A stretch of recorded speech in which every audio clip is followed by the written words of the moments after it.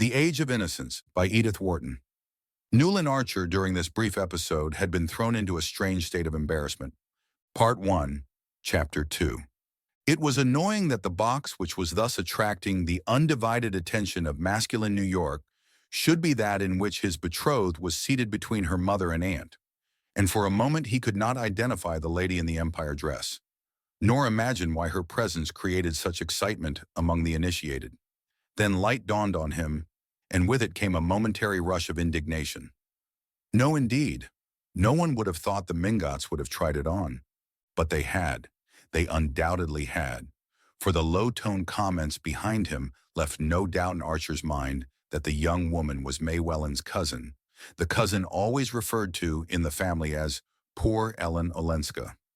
Archer knew that she had suddenly arrived from Europe a day or two previously. He had even heard from Miss Welland, not disapprovingly, that she had been to see poor Ellen, who was staying with old Mrs. Mingott. Archer entirely approved of family solidarity, and one of the qualities he most admired in the Mingotts was their resolute championship of the few black sheep that their blameless stock had produced. There was nothing mean or ungenerous in the young man's heart, and he was glad that his future wife should not be restrained by false prudery from being kind, in private, to her unhappy cousin.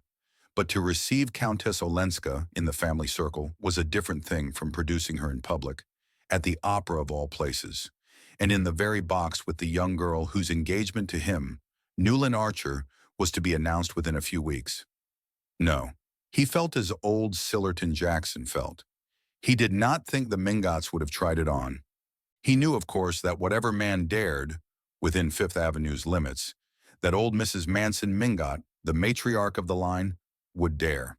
He had always admired the high and mighty old lady, who, in spite of having been only Catherine Spicer of Staten Island, with a father mysteriously discredited, and neither money nor position enough to make people forget it, had allied herself with the head of the wealthy Mingott line, married two of her daughters to foreigners, an Italian marquis and an English banker, and put the crowning touch to her audacities by building a large house of pale cream-colored stone. When brown sandstone seemed as much the only wear as a frock coat in the afternoon, in an inaccessible wilderness near the Central Park. Old Mrs. Mingott's foreign daughters had become a legend. They never came back to see their mother, and the latter being, like many persons of active mind and dominating will, sedentary and corpulent in her habit, had philosophically remained at home. But the cream-colored house, supposed to be modeled on the private hotels of the Parisian aristocracy, was there as a visible proof of her moral courage, and she throned in it, among pre-revolutionary furniture and souvenirs of the Tuileries of Louis Napoleon, where she had shone in her middle age, as placidly as if there were nothing peculiar in living above 34th Street, or in having French windows that opened like doors instead of sashes that pushed up. Everyone, including Mr. Sillerton Jackson, was agreed that old Catherine had never had beauty, a gift which, in the eyes of New York, justified every success and excused a certain number of failings.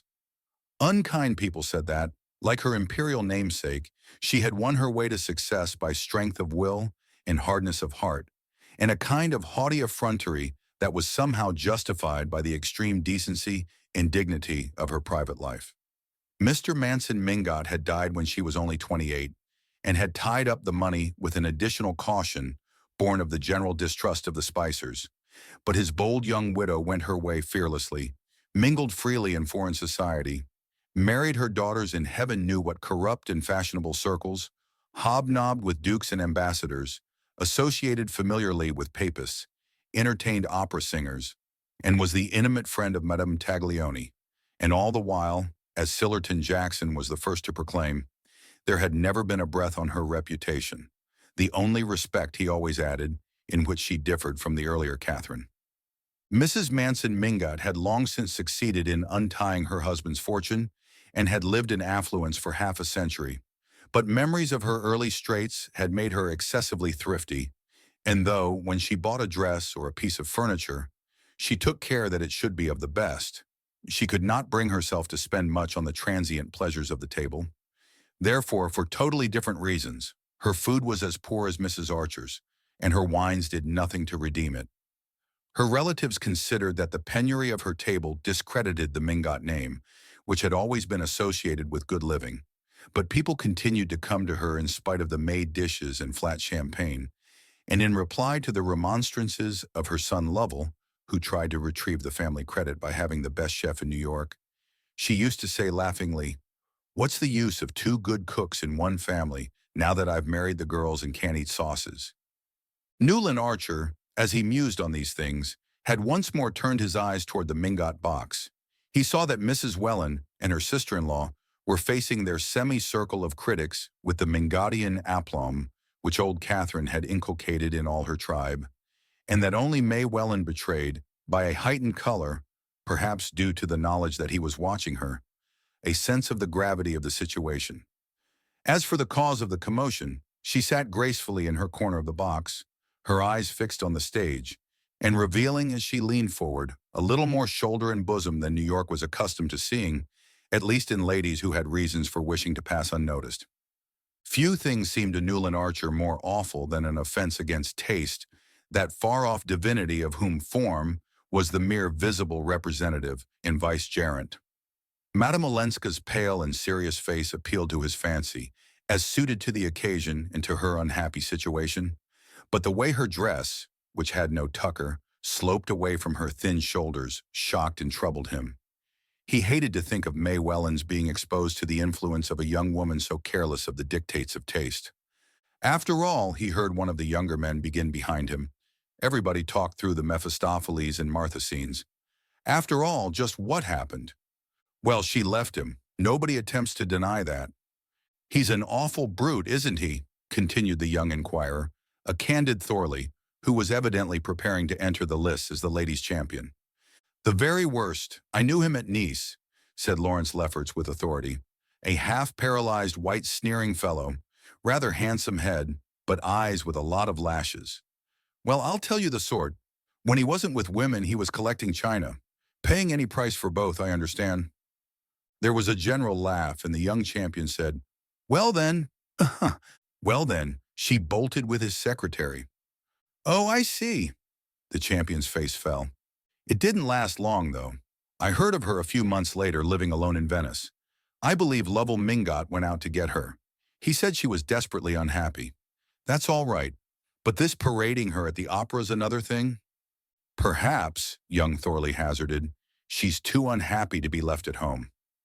This was greeted with an irreverent laugh, and the youth blushed deeply and tried to look as if he had meant to insinuate what knowing people called a double entendre. "Well, it's queer to have brought Miss Welland anyhow," someone said in a low tone, with a side glance at Archer. "Oh, that's part of the campaign. Granny's orders, no doubt," Lefferts laughed. "When the old lady does a thing, she does it thoroughly." The act was ending, and there was a general stir in the box. Suddenly, Newland Archer felt himself impelled to decisive action. The desire to be the first man to enter Mrs. Mingott's box, to proclaim to the waiting world his engagement to May Welland, and to see her through whatever difficulties her cousin's anomalous situation might involve her in.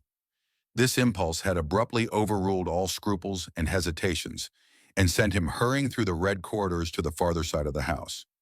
As he entered the box, his eyes met Miss Welland's, and he saw that she had instantly understood his motive, though the family dignity, which both considered so high a virtue, would not permit her to tell him so. The persons of their world lived in an atmosphere of faint implications and pale delicacies, and the fact that he and she understood each other without a word seemed to the young man to bring them nearer than any explanation would have done. Her eyes said, "You see why Mama brought me?" And his answered, "I would not for the world have had you stay away." "You know my niece, Countess Olenska?" Mrs. Welland inquired as she shook hands with her future son-in-law. Archer bowed without extending his hand, as was the custom on being introduced to a lady, and Ellen Olenska bent her head slightly, keeping her own pale-gloved hands clasped on her huge fan of eagle feathers. Having greeted Mrs. Lovell Mingott, a large blonde lady in creaking satin, he sat down beside his betrothed and said in a low tone, "I hope you've told Madame Olenska that we're engaged. I want everybody to know. I want you to let me announce it this evening at the ball." Miss Welland's face grew rosy as the dawn, and she looked at him with radiant eyes. "If you can persuade Mama," she said, "but why should we change what is already settled?" He made no answer, but that which his eyes returned, and she added, still more confidently smiling, "Tell my cousin yourself. I give you leave. She says she used to play with you when you were children." She made way for him by pushing back her chair, and promptly and a little ostentatiously, with the desire that the whole house should see what he was doing, Archer seated himself at the Countess Olenska's side. "We did used to play together, didn't we?" she asked, turning her grave eyes to his. "You were a horrid boy and kissed me once behind a door, but it was your cousin Vandy Newland, who never looked at me, that I was in love with." Her glance swept the horseshoe curve of boxes. "Ah, how this brings it all back to me. I see everybody here in knickerbockers and pantalettes," she said, with her trailing, slightly foreign accent, her eyes returning to his face. Agreeable as their expression was, the young man was shocked that they should reflect so unseemly a picture of the august tribunal before which, at that very moment, her case was being tried. Nothing could be in worse taste than misplaced flippancy, and he answered somewhat stiffly, "Yes, you have been away a very long time." "Oh, centuries and centuries. So long," she said, "that I'm sure I'm dead and buried, and this dear old place is heaven," which, for reasons he could not define, struck Newland Archer as an even more disrespectful way of describing New York society. Part 1, Chapter 3. It invariably happened in the same way. Mrs. Julius Beaufort, on the night of her annual ball, never failed to appear at the opera. Indeed, she always gave her ball on an opera night in order to emphasize her complete superiority to household cares and her possession of a staff of servants competent to organize every detail of the entertainment in her absence. The Beaufort's house was one of the few in New York that possessed a ballroom. It antedated even Mrs. Manson Mingott's and the Headley Shiverses. And at a time when it was beginning to be thought provincial to put a crash over the drawing room floor and move the furniture upstairs, the possession of a ballroom that was used for no other purpose and left for 364 days of the year to shuttered darkness, with its gilt chairs stacked in a corner and its chandelier in a bag. This undoubted superiority was felt to compensate for whatever was regrettable in the Beaufort past. Mrs. Archer, who was fond of coining her social philosophy into axioms, had once said, "We all have our pet common people." And though the phrase was a daring one, its truth was secretly admitted in many an exclusive bosom. But the Beauforts were not exactly common.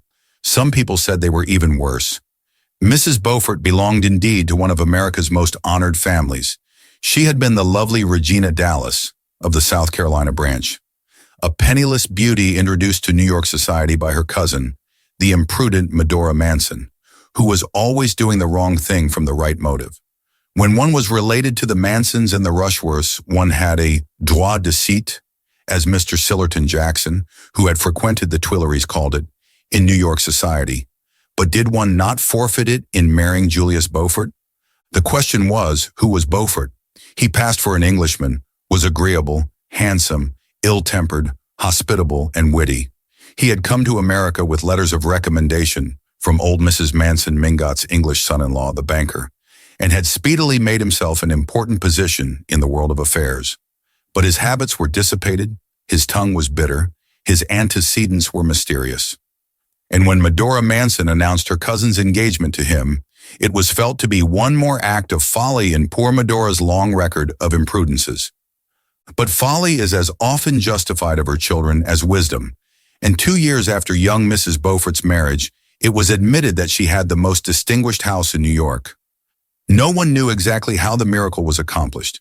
She was indolent, passive, the caustic even called her dull, but dressed like an idol, hung with pearls, growing younger and blonder and more beautiful each year, she throned in Mr. Beaufort's heavy brownstone palace and drew all the world there without lifting her jeweled little finger. The knowing people said it was Beaufort himself who trained the servants, taught the chef new dishes, told the gardeners what hothouse flowers to grow for the dinner table and the drawing rooms, selected the guests, brewed the after-dinner punch, and dictated the little notes his wife wrote to her friends. If he did, these domestic activities were privately performed, and he presented to the world the appearance of a careless and hospitable millionaire, strolling into his own drawing room with the detachment of an invited guest and saying, "My wife's gloxinias are a marvel, aren't they? I believe she gets them out from Kew." Mr. Beaufort's secret, people were agreed, was the way he carried things off. It was all very well to whisper that he had been helped to leave England by the international banking house in which he had been employed. He carried off that rumor as easily as the rest, though New York's business conscience was no less sensitive than its moral standard. He carried everything before him, and all New York into his drawing rooms, and for over 20 years now, people had said they were going to the Beauforts, with the same tone of security as if they had said they were going to Mrs. Manson Mingott's, and with the added satisfaction of knowing they would get hot canvasback ducks and vintage wines, instead of tepid Veuve Clicquot without a year and warmed-up croquettes from Philadelphia. Mrs. Beaufort, then, had as usual appeared in her box just before the jewel song, and when again as usual she rose at the end of the third act, drew her opera cloak about her lovely shoulders, and disappeared. New York knew that meant that half an hour later the ball would begin. The Beaufort house was one that New Yorkers were proud to show to foreigners, especially on the night of the annual ball. The Beauforts had been among the first people in New York to own their own red velvet carpet and have it rolled down the steps by their own footmen, under their own awning, instead of hiring it with the supper and the ballroom chairs. They had also inaugurated the custom of letting the ladies take their cloaks off in the hall instead of shuffling up to the hostess's bedroom and recurling their hair with the aid of the gas burner. Beaufort was understood to have said that he supposed all his wife's friends had maids who saw to it that they were properly coiffées when they left home. Then the house had been boldly planned with a ballroom, so that instead of squeezing through a narrow passage to get to it, as at the Chiverses, one marched solemnly down a vista of enfiladed drawing rooms, the sea green, the crimson, and the bouton d'or, seeing from afar the many-candled lustres reflected in the polished parquetry, and beyond that the depths of a conservatory where camellias and tree ferns arched their costly foliage over seats of black and gold bamboo. Newland Archer, as became a young man of his position, strolled in somewhat late. He had left his overcoat with the silk-stockinged footman, the stockings were one of Beaufort's few fatuities, had dawdled a while in the library, hung with Spanish leather and furnished with buhl and malachite, where a few men were chatting and putting on their dancing gloves, and had finally joined the line of guests whom Mrs. Beaufort was receiving on the threshold of the crimson drawing room. Archer was distinctly nervous. He had not gone back to his club after the opera, as the young bloods usually did, but, the night being fine, had walked for some distance up Fifth Avenue before turning back in the direction of the Beaufort's house. He was definitely afraid that the Mingotts might be going too far, that in fact, they might have Granny Mingott's orders to bring the Countess Olenska to the ball. From the tone of the club box, he had perceived how grave a mistake that would be, and, though he was more than ever determined to see the thing through, he felt less chivalrously eager to champion his betrothed's cousin than before their brief talk at the opera. Wandering on to the Bouton d'Or drawing room, where Beaufort had had the audacity to hang Love Victorious, the much-discussed nude of Bouguereau, Archer found Mrs. Welland and her daughter standing near the ballroom door. Couples were already gliding over the floor beyond. The light of the wax candles fell on revolving tulle skirts, on girlish heads wreathed with modest blossoms, on the dashing aigrettes and ornaments of the young married women's coiffures, and on the glitter of highly glazed shirt fronts and fresh glass gloves. Miss Welland, evidently about to join the dancers, hung on the threshold, her lilies of the valley in her hand. She carried no other bouquet, her face a little pale, her eyes burning with a candid excitement. A group of young men and girls were gathered about her, and there was much hand-clasping, laughing, and pleasantry, on which Mrs. Welland, standing slightly apart, shed the beam of a qualified approval. It was evident that Miss Welland was in the act of announcing her engagement, while her mother affected the air of parental reluctance considered suitable to the occasion. Archer paused a moment. It was at his express wish that the announcement had been made, and yet it was not thus that he would have wished to have his happiness known. To proclaim it in the heat and noise of a crowded ballroom was to rob it of the fine bloom of privacy which should belong to things nearest the heart. His joy was so deep that this blurring of the surface left its essence untouched. But he would have liked to keep the surface pure too. It was something of a satisfaction to find that May Welland shared this feeling. Her eyes fled to his beseechingly, and their look said, "Remember, we're doing this because it's right." No appeal could have found a more immediate response in Archer's breast, but he wished that the necessity of their action had been represented by some ideal reason, and not simply by poor Ellen Olenska. The group about Miss Welland made way for him with significant smiles, and after taking his share of the felicitations, he drew his betrothed into the middle of the ballroom floor and put his arm about her waist.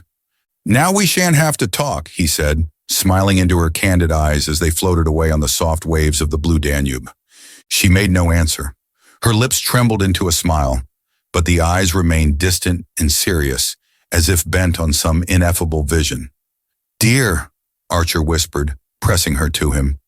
It was borne in on him that the first hours of being engaged, even if spent in a ballroom, had in them something grave and sacramental. What a new life it was going to be, with this whiteness, radiance, goodness at one side. The dance over, the two, as became an affianced couple, wandered into the conservatory, and sitting behind a tall screen of tree ferns and camellias, Newland pressed her gloved hand to his lips. "You see, I did as you asked me to," she said. "Yes, I couldn't wait," he answered, smiling. After a moment he added, "Only I wish it hadn't had to be at a ball." "Yes, I know." She met his glance comprehendingly. "But after all, even here we're alone together, aren't we?" "Oh, dearest, always," Archer cried. Evidently, she was always going to understand. She was always going to say the right thing. The discovery made the cup of his bliss overflow, and he went on gaily, "The worst of it is that I want to kiss you, and I can't." As he spoke, he took a swift glance about the conservatory, assured himself of their momentary privacy, and catching her to him, laid a fugitive pressure on her lips. To counteract the audacity of this proceeding, he led her to a bamboo sofa in a less secluded part of the conservatory, and sitting down beside her, broke a lily of the valley from her bouquet. She sat silent, and the world lay like a sunlit valley at their feet. "Did you tell my cousin Ellen?" she asked presently, as if she spoke through a dream.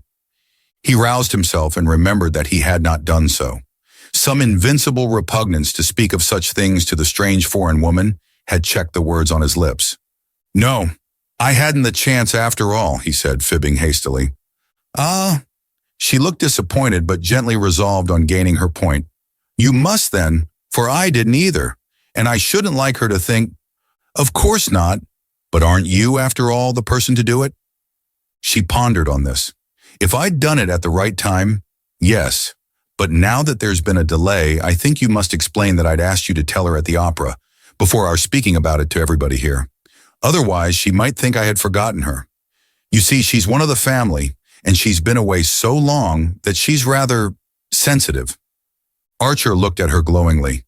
"Dear and great angel, of course I'll tell her." He glanced a trifle apprehensively toward the crowded ballroom. "But I haven't seen her yet. Has she come?" "No, at the last minute she decided not to." "At the last minute?" he echoed, betraying his surprise that she should ever have considered the alternative possible. "Yes, she's awfully fond of dancing," the young girl answered simply. "But suddenly she made up her mind that her dress wasn't smart enough for a ball, though we thought it so lovely, and so my aunt had to take her home." "Oh, well," said Archer with happy indifference. Nothing about his betrothed pleased him more than her resolute determination to carry to its utmost limit that ritual of ignoring the unpleasant in which they had both been brought up. "She knows as well as I do," he reflected, "the real reason of her cousin's staying away. But I shall never let her see by the least sign that I am conscious of there being a shadow of a shade on poor Ellen Olenska's reputation." Part 1, Chapter 4. In the course of the next day, the first of the usual betrothal visits were exchanged. The New York ritual was precise and inflexible in such matters, and in conformity with it, Newland Archer first went with his mother and sister to call on Mrs. Welland, after which he and Mrs. Welland and May drove out to old Mrs. Manson Mingott's to receive that venerable ancestress's blessing. A visit to Mrs. Manson Mingott was always an amusing episode to the young man. The house in itself was already an historic document. though not, of course, as venerable as certain other old family houses in University Place and Lower Fifth Avenue. Those were of the purest 1830, with a grim harmony of cabbage rose garlanded carpets, rosewood consoles, round arched fireplaces with black marble mantels, and immense glazed bookcases of mahogany, whereas old Mrs. Mingott, who had built her house later, had bodily cast out the massive furniture of her prime and mingled with the Mingott heirlooms, the frivolous upholstery of the Second Empire. It was her habit to sit in a window of her sitting room on the ground floor, as if watching calmly for life and fashion to flow northward to her solitary doors. She seemed in no hurry to have them come, for her patience was equaled by her confidence. She was sure that presently the hoardings, the quarries, the one-story saloons, the wooden greenhouses and ragged gardens, and the rocks from which goats surveyed the scene, would vanish before the advance of residences as stately as her own, perhaps, for she was an impartial woman, even statelier, and that the cobblestones over which the old clattering omnibuses bumped would be replaced by smooth asphalt, such as people reported having seen in Paris. Meanwhile, as everyone she cared to see came to her, and she could fill her rooms as easily as the Beauforts, and without adding a single item to the menu of her suppers, she did not suffer from her geographic isolation. The immense accretion of flesh which had descended on her in middle life like a flood of lava on a doomed city had changed her from a plump, active little woman with a neatly turned foot and ankle into something as vast and august as a natural phenomenon.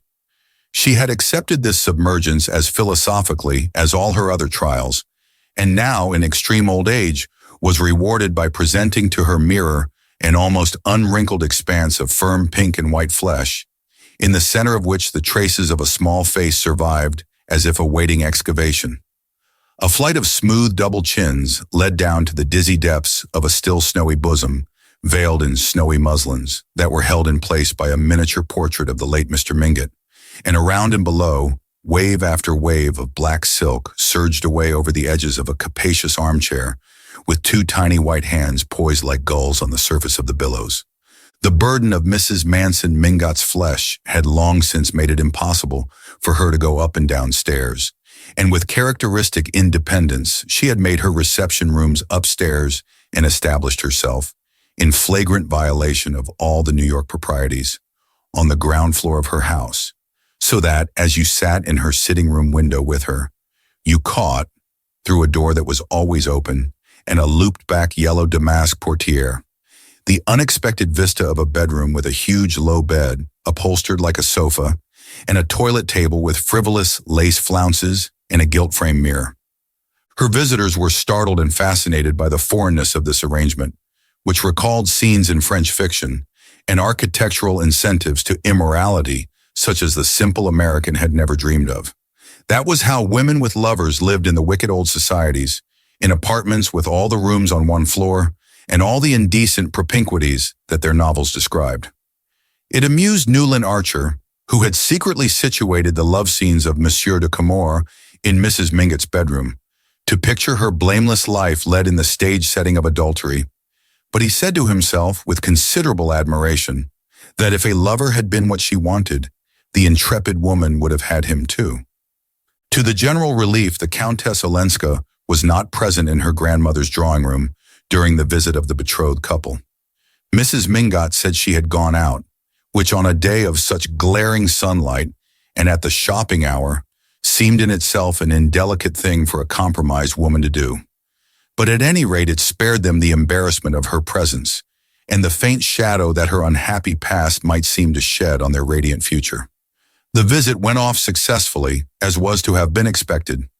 Old Mrs. Mingott was delighted with the engagement, which, being long foreseen by watchful relatives, had been carefully passed upon in family council, and the engagement ring, a large thick sapphire set in invisible claws, met with her unqualified admiration. "It's the new setting.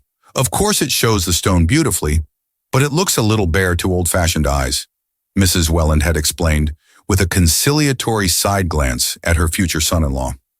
"Old-fashioned eyes? I hope you don't mean mine, my dear." "I like all the novelties," said the ancestress, lifting the stone to her small bright orbs, which no glasses had ever disfigured. Very handsome, she added, returning the jewel. Very liberal. In my time, a cameo set in pearls was thought sufficient. But it's the hand that sets off the ring, isn't it, my dear Mr. Archer? And she waved one of her tiny hands with small pointed nails and rolls of aged fat encircling the wrist like ivory bracelets. Mine was modeled in Rome by the great Ferrigiani. You should have May's done. No doubt he'll have it done, my child. Her hand is large. It's these modern sports that spread the joints, but the skin is white. And when's the wedding to be? She broke off, fixing her eyes on Archer's face. Oh, Mrs. Welland murmured, while the young man, smiling at his betrothed, replied, as soon as ever it can, if only you'll back me up, Mrs. Mingott.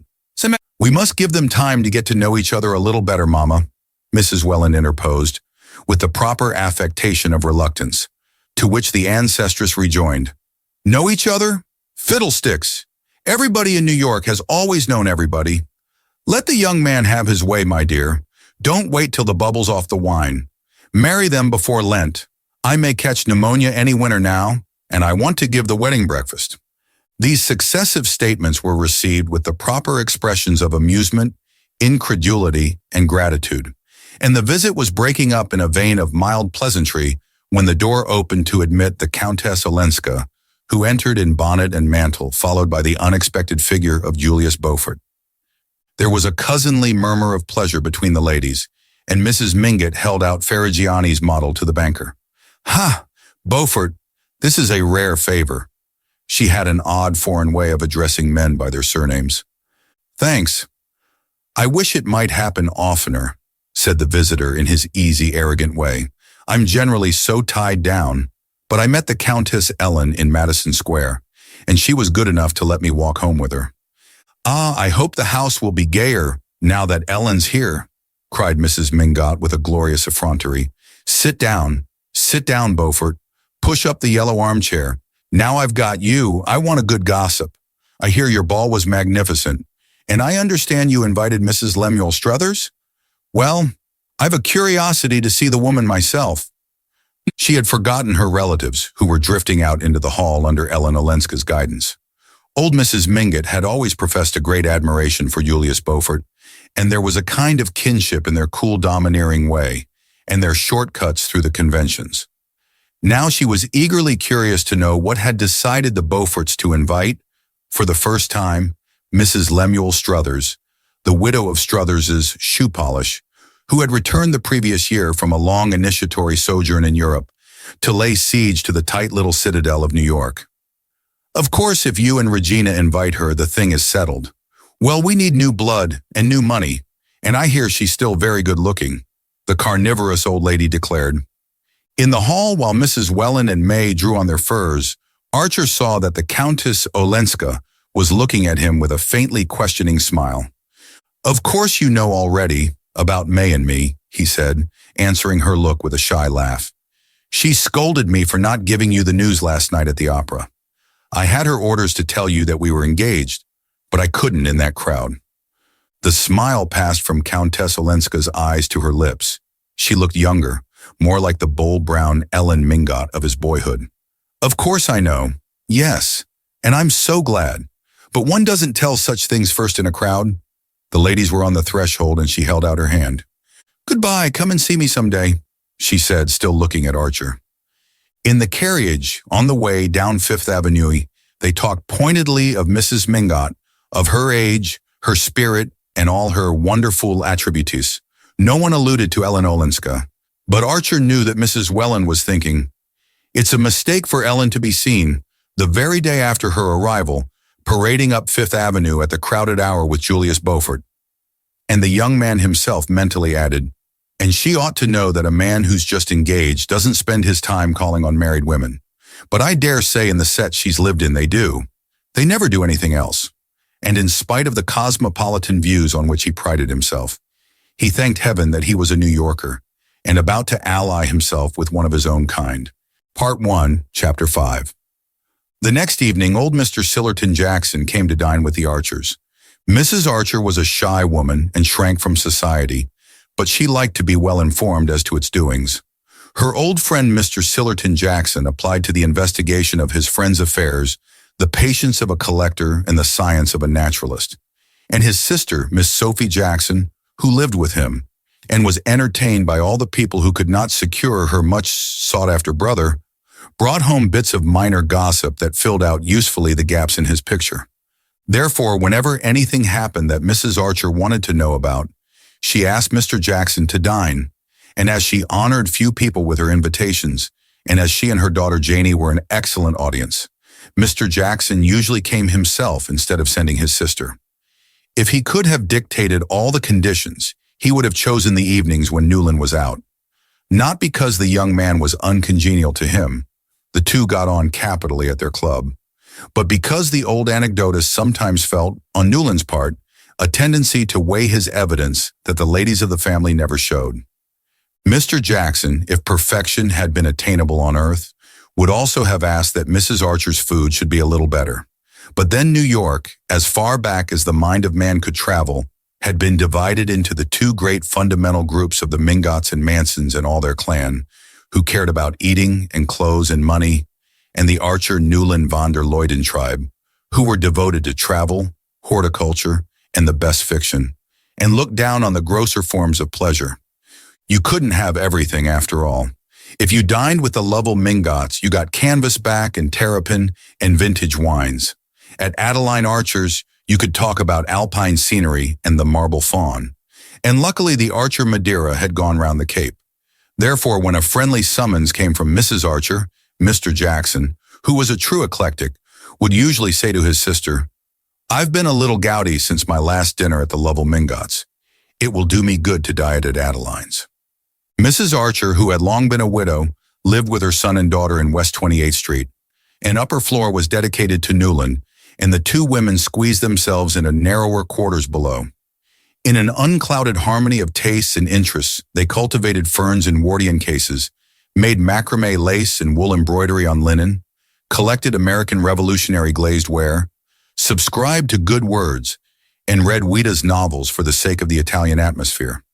They preferred those about peasant life because of the descriptions of scenery and the pleasanter sentiments, though in general they liked novels about people in society whose motives and habits were more comprehensible, spoke severely of Dickens, who had never drawn a gentleman, and considered Thackeray less at home in the great world than Bulwer, who, however, was beginning to be thought old-fashioned. Mrs. and Miss Archer were both great lovers of scenery. It was what they principally sought and admired on their occasional travels abroad, considering architecture and painting as subjects for men, and chiefly for learned persons who read Ruskin. Mrs. Archer had been born a Newland, and mother and daughter, who were as like as sisters, were both, as people said, true Newlands, tall, pale, and slightly round-shouldered, with long noses, sweet smiles, and a kind of drooping distinction like that in certain faded Reynolds portraits. Their physical resemblance would have been complete if an elderly embonpoint had not stretched Mrs. Archer's black brocade, while Miss Archer's brown and purple poplins hung, as the years went on, more and more slackly on her virgin frame. Mentally, the likeness between them, as Newland was aware, was less complete than their identical mannerisms often made it appear. The long habit of living together in mutually dependent intimacy had given them the same vocabulary, and the same habit of beginning their phrases, "Mother thinks," or "Janie thinks," according as one or the other wished to advance an opinion of her own. But in reality, while Mrs. Archer's serene unimaginativeness rested easily in the accepted and familiar, Janie was subject to starts and aberrations of fancy welling up from springs of suppressed romance. Mother and daughter adored each other and revered their son and brother, and Archer loved them with a tenderness made compunctious and uncritical by the sense of their exaggerated admiration and by his secret satisfaction in it. After all, he thought it a good thing for a man to have his authority respected in his own house, even if his sense of humor sometimes made him question the force of his mandate. On this occasion, the young man was very sure that Mr. Jackson would rather have had him dine out, but he had his own reasons for not doing so. Of course, old Jackson wanted to talk about Ellen Olenska, and of course, Mrs. Archer and Janie wanted to hear what he had to tell. All three would be slightly embarrassed by Newland's presence, now that his prospective relation to the Mingott clan had been made known, and the young man waited with an amused curiosity to see how they would turn the difficulty. They began, obliquely, by talking about Mrs. Lemuel Struthers. "It's a pity the Beauforts asked her," Mrs. Archer said gently. "But then Regina always does what he tells her. And Beaufort—" "Certain nuances escape Beaufort," said Mr. Jackson, cautiously inspecting the broiled shad, and wondering for the 1,000th time why Mrs. Archer's cook always burnt the roe to a cinder. Newland, who had long shared his wonder, could always detect it in the older man's expression of melancholy disapproval. "Oh, necessarily. Beaufort is a vulgar man," said Mrs. Archer. "My grandfather Newland always used to say to my mother, 'Whatever you do, don't let that fellow Beaufort be introduced to the girls.' But at least he's had the advantage of associating with gentlemen. In England, too, they say. It's all very mysterious." She glanced at Janey and paused. She and Janey knew every fold of the Beaufort mystery, but in public Mrs. Archer continued to assume that the subject was not one for the unmarried. "But this Mrs. Struthers," Mrs. Archer continued, "what did you say she was, Sillerton?" "Out of a mine, or rather out of the saloon at the head of the pit. Then with living waxworks, touring New England. After the police broke that up, they say she lived—" Mr. Jackson in his turn glanced at Janey, whose eyes began to bulge from under her prominent lids. There were still hiatuses for her in Mrs. Struthers's past. "Then," Mr. Jackson continued, and Archer saw he was wondering why no one had told the butler never to slice cucumbers with a steel knife. "Then Lemuel Struthers came along. They say his advertiser used the girl's head for the shoe polish posters. Her hair's intensely black, you know, the Egyptian style. Anyhow, he, eventually, married her." There were volumes of innuendo in the way the "eventually" was spaced, and each syllable given its due stress. "Oh, well, at the pass we've come to nowadays, it doesn't matter," said Mrs. Archer indifferently. The ladies were not really interested in Mrs. Struthers just then. The subject of Ellen Olenska was too fresh and too absorbing to them. Indeed, Mrs. Struthers's name had been introduced by Mrs. Archer only that she might presently be able to say, "And Newland's new cousin, Countess Olenska? Was she at the ball too?" There was a faint touch of sarcasm in the reference to her son, and Archer knew it and had expected it. Even Mrs. Archer, who was seldom unduly pleased with human events, had been altogether glad of her son's engagement, especially after that silly business with Mrs. Rushworth, as she had remarked to Janey, alluding to what had once seemed to Newland a tragedy of which his soul would always bear the scar. There was no better match in New York than May Welland. Look at the question from whatever point you chose. Of course, such a marriage was only what Newland was entitled to, but young men are so foolish and incalculable, and some women so ensnaring and unscrupulous, that it was nothing short of a miracle to see one's only son safe past the Siren Isle and in the haven of a blameless domesticity. All this Mrs. Archer felt, and her son knew she felt, but he knew also that she had been perturbed by the premature announcement of his engagement, or rather by its cause, and it was for that reason, because on the whole he was a tender and indulgent master, that he had stayed at home that evening.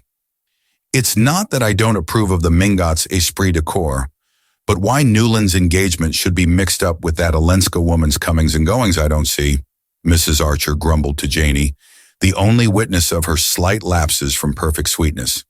She had behaved beautifully, and in beautiful behavior she was unsurpassed, during the call on Mrs. Welland.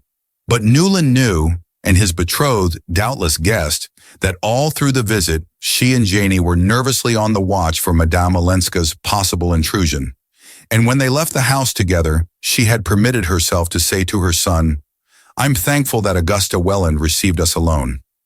These indications of inward disturbance moved Archer the more that he too felt that the Mingotts had gone a little too far, but as it was against all the rules of their code that the mother and son should ever allude to what was uppermost in their thoughts, he simply replied, "Oh, well, there's always a phase of family parties to be gone through when one gets engaged, and the sooner it's over the better."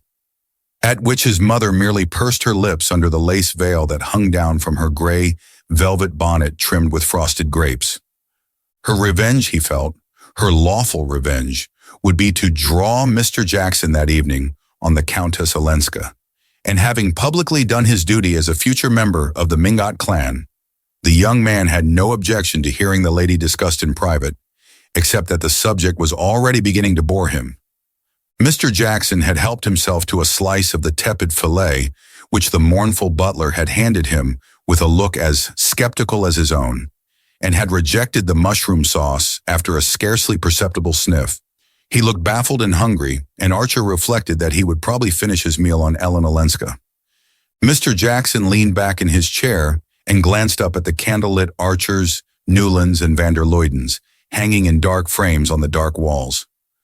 "Ah, how your grandfather Archer loved a good dinner, my dear Newland," he said, his eyes on the portrait of a plump, full-chested young man in a stock and a blue coat with a view of a white-columned country house behind him. "Well, well, well.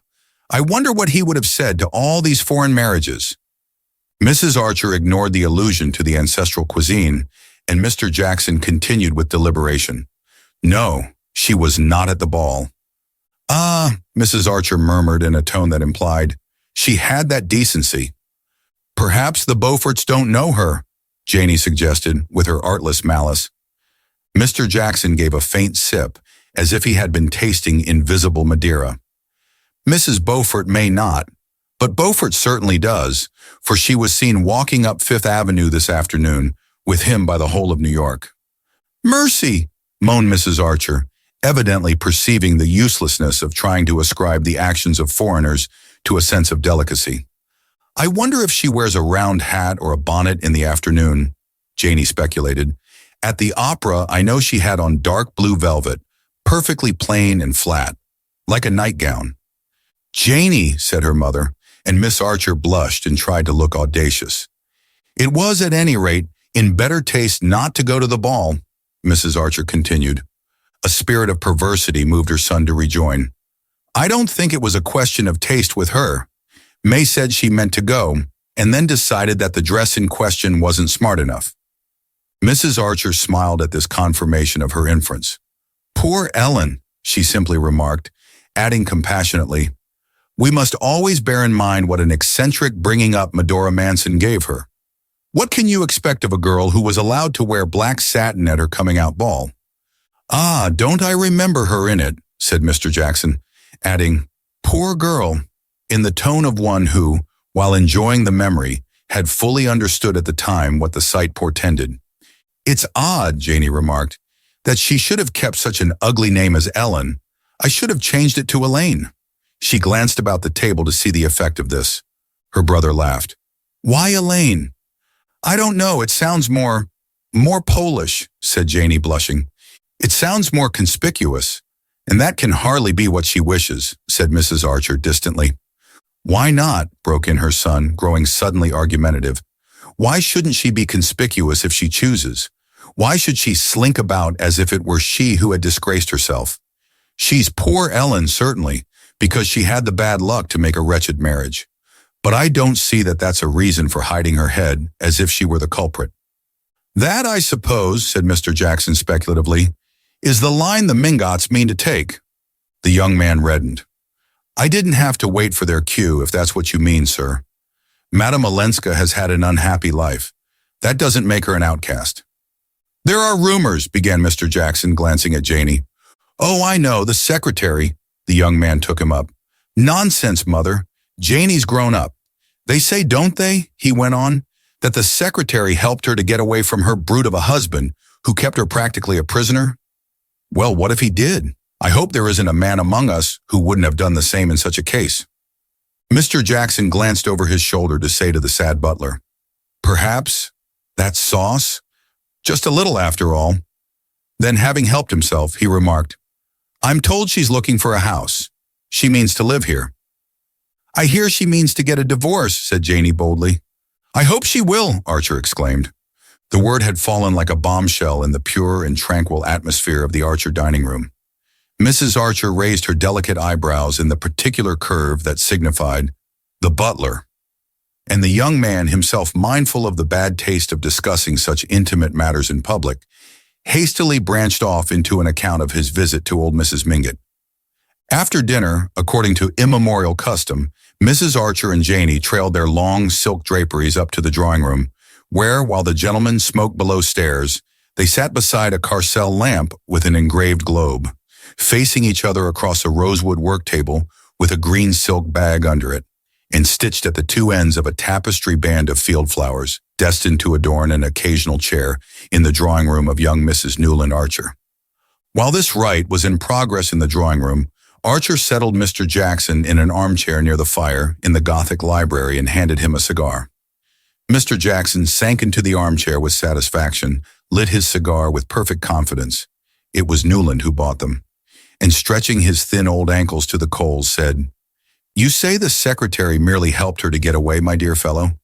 Well, he was still helping her a year later then, for somebody met 'em living at Lausanne together." Newland reddened. Living together? Well, why not? Who had the right to make her life over if she hadn't? I'm sick of the hypocrisy that would bury alive a woman of her age if her husband prefers to live with harlots. He stopped and turned away angrily to light his cigar. Women ought to be free as we are, he declared, making a discovery of which he was too irritated to measure the terrific consequences. Mr. Sillerton Jackson stretched his ankles nearer the coals and emitted a sardonic whistle. "Well," he said after a pause, "apparently Count Olenska takes your view, for I never heard of his having lifted a finger to get his wife back." Part 1, Chapter 6. That evening, after Mr. Jackson had taken himself away and the ladies had retired to their chintz-curtained bedroom, Newland Archer mounted thoughtfully to his own study. A vigilant hand had, as usual, kept the fire alive and the lamp trimmed, and the room with its rows and rows of books, its bronze and steel statuettes of the fencers on the mantelpiece, and its many photographs of famous pictures, looked singularly homelike and welcoming. As he dropped into his armchair near the fire, his eyes rested on a large photograph of May Welland, which the young girl had given him in the first days of their romance, and which had now displaced all the other portraits on the table. With a new sense of awe, he looked at the frank forehead, serious eyes, and gay, innocent mouth of the young creature whose soul's custodian he was to be. That terrifying product of the social system he belonged to and believed in, the young girl who knew nothing and expected everything, looked back at him like a stranger through May Welland's familiar features. And once more it was borne in on him that marriage was not the safe anchorage he had been taught to think, but a voyage on uncharted seas. The case of the Countess Olenska had stirred up old settled convictions and set them drifting dangerously through his mind. His own exclamation, "Women should be free as we are," struck to the root of a problem that it was agreed in his world to regard as non-existent. Nice women, however wronged, would never claim the kind of freedom he meant, and generous-minded men like himself were therefore, in the heat of argument, the more chivalrously ready to concede it to them. Such verbal generosities were in fact only a humbugging disguise of the inexorable conventions that tied things together and bound people down to the old pattern. But here he was pledged to defend, on the part of his betrothed's cousin, conduct that, on his own wife's part, would justify him in calling down on her all the thunders of church and state. Of course, the dilemma was purely hypothetical. Since he wasn't a blackguard Polish nobleman, it was absurd to speculate what his wife's rights would be if he were. But Newland Archer was too imaginative not to feel that, in his case and May's, the tie might gall for reasons far less gross and palpable. What could he and she really know of each other, since it was his duty, as a decent fellow, to conceal his past from her, and hers, as a marriageable girl, to have no past to conceal? What if, for some one of the subtler reasons that would tell with both of them, they should tire of each other, misunderstand or irritate each other? He reviewed his friends' marriages, the supposedly happy ones, and saw none that answered, even remotely, to the passionate and tender comradeship which he pictured as his permanent relation with May Welland. He perceived that such a picture presupposed, on her part, the experience, the versatility, the freedom of judgment, which she had been carefully trained not to possess, and with a shiver of foreboding, he saw his marriage becoming what most of the other marriages about him were: a dull association of material and social interests held together by ignorance on the one side and hypocrisy on the other. Lawrence Lefferts occurred to him as the husband who had most completely realized this enviable ideal. As became the high priest of form, He had formed a wife so completely to his own convenience that, in the most conspicuous moments of his frequent love affairs with other men's wives, she went about in smiling unconsciousness, saying that Lawrence was so frightfully strict and had been known to blush indignantly and avert her gaze when someone alluded in her presence to the fact that Julius Beaufort, as became a foreigner of doubtful origin, had what was known in New York as another establishment. Archer tried to console himself with the thought that he was not quite such an ass as Larry Lefferts, nor May such a simpleton as poor Gertrude. But the difference was, after all, one of intelligence and not of standards. In reality, they all lived in a kind of hieroglyphic world where the real thing was never said or done, or even thought, but only represented by a set of arbitrary signs. As when Mrs. Welland, who knew exactly why Archer had pressed her to announce her daughter's engagement at the Beaufort ball, and had indeed expected him to do no less, yet felt obliged to simulate reluctance, and the air of having had her hand forced quite as, in the books on primitive man that people of advanced culture were beginning to read, the savage bride is dragged with shrieks from her parents' tent. The result, of course, was that the young girl who was the center of this elaborate system of mystification remained the more inscrutable for her very frankness and assurance. She was frank, poor darling, because she had nothing to conceal, assured because she knew of nothing to be on her guard against. And with no better preparation than this, she was to be plunged overnight into what people evasively called the facts of life. The young man was sincerely but placidly in love. He delighted in the radiant good looks of his betrothed, in her health, her horsemanship, her grace and quickness at games, and the shy interest in books and ideas that she was beginning to develop under his guidance. She had advanced far enough to join him in ridiculing the idylls of the king, but not to feel the beauty of Ulysses and the Lotus Eaters. She was straightforward, loyal, and brave. She had a sense of humor, chiefly proved by her laughing at his jokes, and he suspected, in the depths of her innocently gazing soul, a glow of feeling that it would be a joy to waken.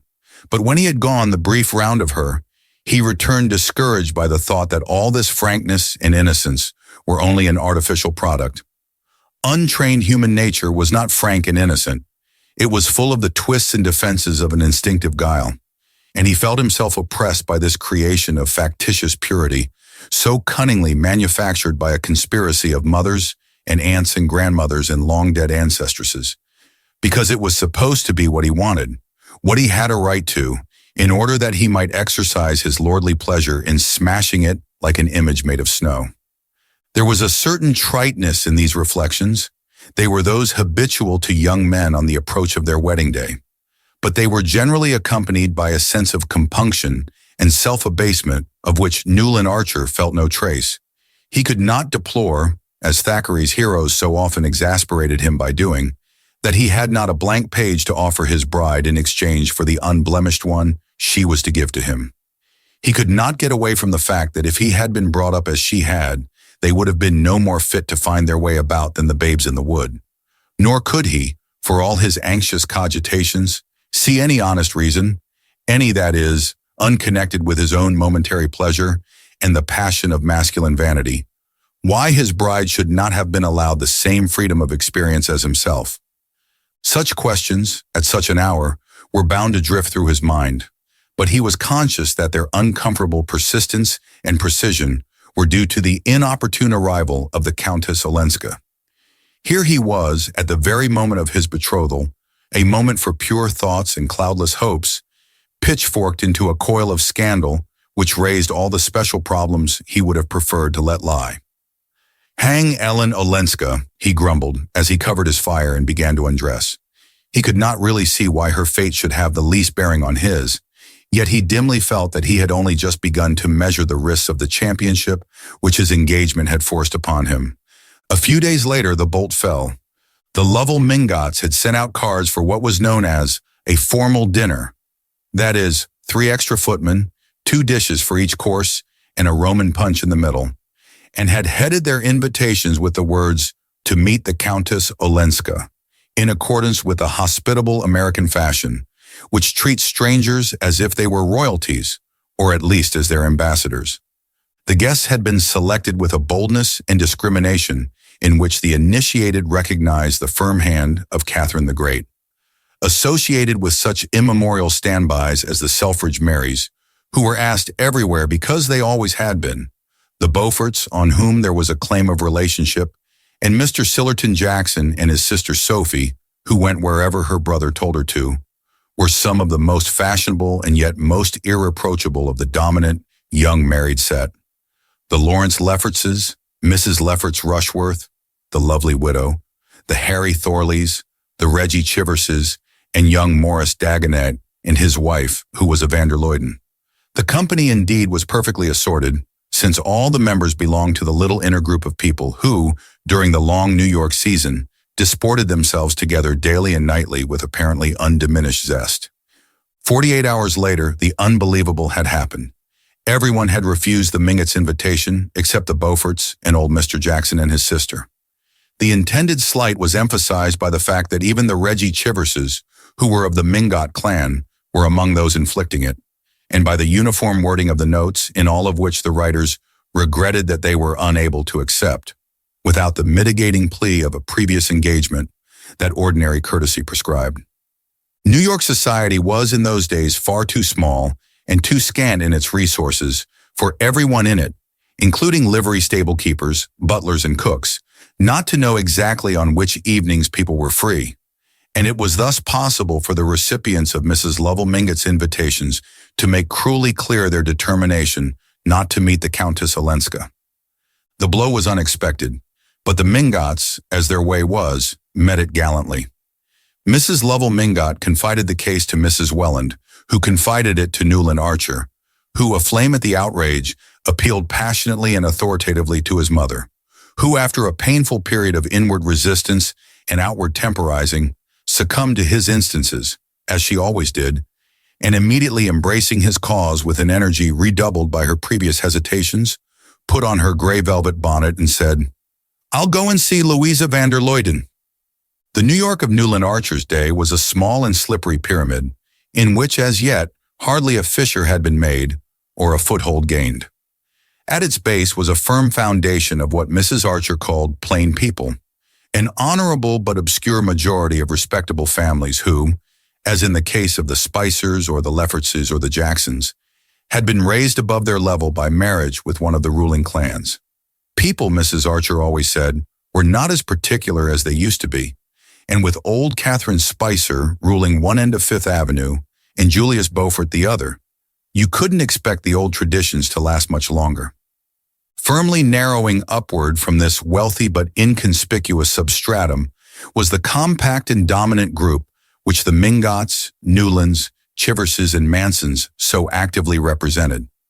Most people imagined them to be the very apex of the pyramid, but they themselves, at least those of Mrs. Archer's generation, were aware that, in the eyes of the professional genealogist, only a still smaller number of families could lay claim to that eminence. "Don't tell me," Mrs. Archer would say to her children, "all this modern newspaper rubbish about a New York aristocracy. If there is one, neither the Mingotts nor the Mansons belong to it.